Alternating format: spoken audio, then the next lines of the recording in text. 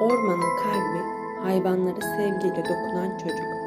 Bir zamanlar yemyeşil bir ormanın hemen kenarında küçük ve sevimli bir köy varmış.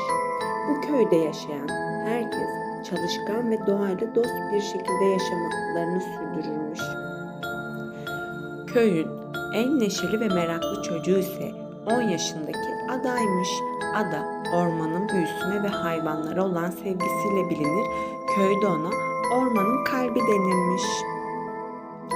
Ada'nın en büyük hayali ormanda yaşayan hayvanlarla dost olmak ve onların dilinden anlamakmış. Günlerden bir gün çocuğun köyü hemen yanı başındaki ormanda dolaşarak geçirirmiş. Kuşların cıvıltısını dinler, sincapların zıplayışlarını izler ve su kenarında otlayan geyiklerle hayranlıkla seyredermiş.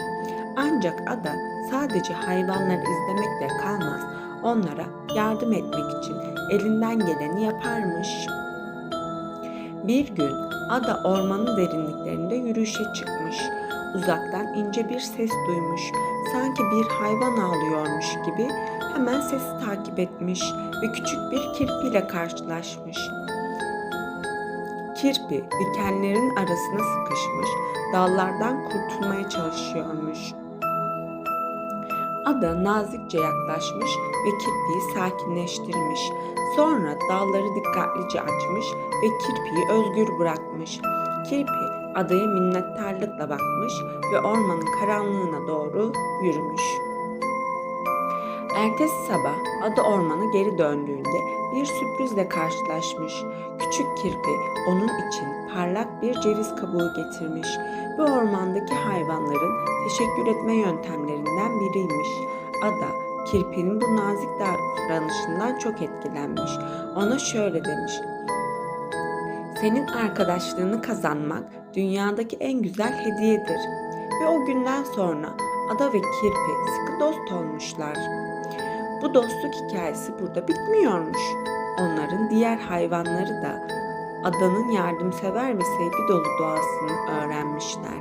Bir gün ormanın yaşlı baykuşu adayı ziyaret etmiş ve ona şöyle demiş: "Senin kalbin bu ormanın yaşam kaynağı oldu. Ada, hayvanlara olan sevginle sadece onları değil, bütün doğayı iyileştiriyorsun."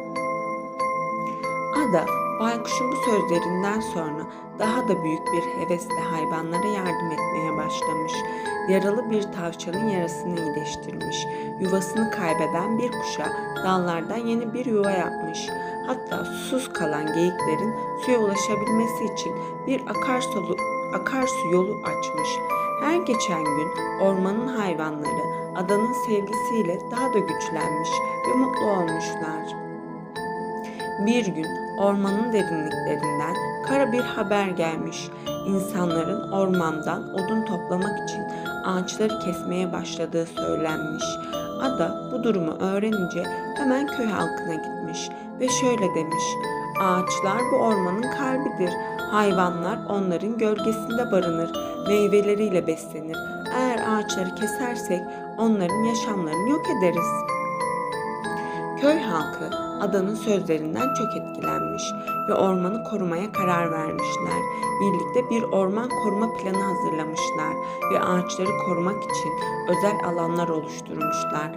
Hayvanlar insanların bu çabasını anlamış gibi daha da mutlu olmuşlar. Yıllar geçmiş, ada büyümüş ve hayallerini gerçekleştirmiş. Köyün en büyük hikayesi olarak hatırlanmış.